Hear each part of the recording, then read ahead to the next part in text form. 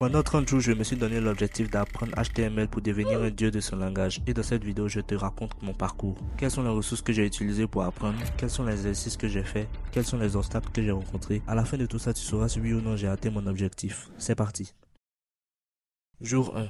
Je commence ce parcours à la recherche d'un site où je peux apprendre. Je ne suis pas fan de vidéos qui condensent toute l'information en quelques heures. Et selon la date de la vidéo, certaines informations sont dépassées, donc c'est déjà un non pour moi. C'est là que je tombe sur ce site, W3 Schools. Un gros site avec plein de ressources sous différents langages et frameworks. Je fais donc confiance au site et je choisis HTML. Je me dis que je vais épuiser toutes les ressources que le site propose concernant HTML. En ce jour 1, je fais les chapitres suivants. Attardons-nous sur certains chapitres. HTML Formatting, où je vois toute une liste de nouvelles balises pour formater le texte. Strong pour les textes importants. M pour mettre l'accent sur des textes. Mark pour marquer des textes. Small pour rapetir un texte. Del pour un texte supprimé. Ins pour un texte inséré.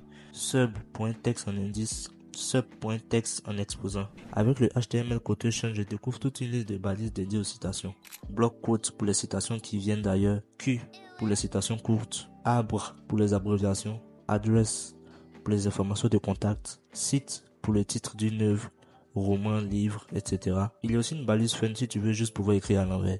BDO, je sais pas à quoi ça peut servir, j'ai pas la moindre idée, mais c'est là, ça existe. Le HTML Colors m'a fait découvrir RGBA HSLA. C'est comme RGB normal, mais avec A à la fin, qui signifie alpha pour la transparence. Je découvre aussi des balises concernant les images. Map, qui permet de rendre cliquable une partie d'une image et d'effectuer différentes actions. Par exemple, là, nous avons une image, mais si je clique là, ça nous transporte vers un lien. Il y a aussi la balise Picture qui te permet d'afficher différentes images selon la taille d'écran. Très pratique, je pense. Jour 2. Je continue sur le site et cette fois-ci, je finis les leçons suivantes. Je découvre que certaines balises créent un bloc dans la page et d'autres balises n'en créent pas. Jour 3. Je continue sur le site et cette fois-ci, je finis les leçons suivantes. Je découvre qu'on peut utiliser certaines balises pour écrire comme un ordinateur. On peut utiliser des caractères spéciaux à condition d'entrer une séquence bien précise. Et cela peut même donner des emojis. Je découvre It's HTML. D'après ce que je comprends, c'est HTML mais beaucoup plus exigeant sur la syntaxe. Mettez en commentaire si vous avez d'autres différences. Je découvre toutes les balises utiles pour devenir un maître des formulaires, avec aussi les attributs utiles pour ceux-ci. Jour 4, j'apprends ça.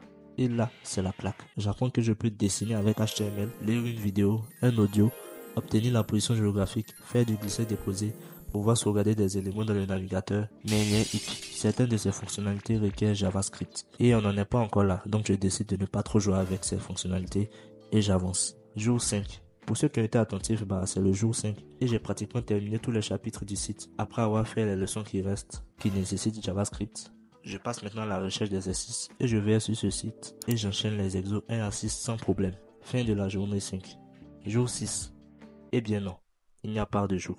Après ce début très encourageant, je retombe dans mes travers. Flemme, procrastination, paresse. Pour une raison que j'ignore, j'ai perdu la motivation et je n'ai plus codé.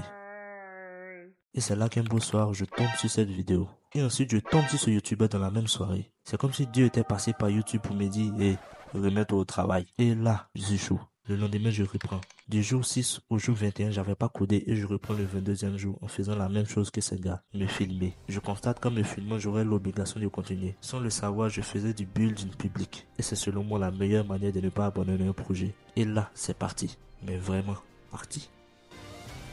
Nous sommes le 25 janvier, à l'heure où j'enregistre cette vidéo. Donc les gars, aujourd'hui nous sommes le 26 janvier, il est 22h, c'est maintenant je vais... Donc là il est 21h. Je suis rentré il n'y a pas longtemps, j'ai mangé, etc. Donc je vais essayer de reprendre le travail. Petit test les amis, petit test les amis. On va voir un peu ce qu'on fait ici. On doit ajouter des liens.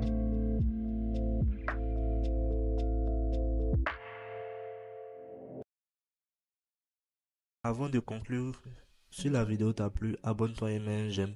Je fais aussi du montage vidéo pour ceux qui veulent avoir la même qualité de montage que mes vidéos.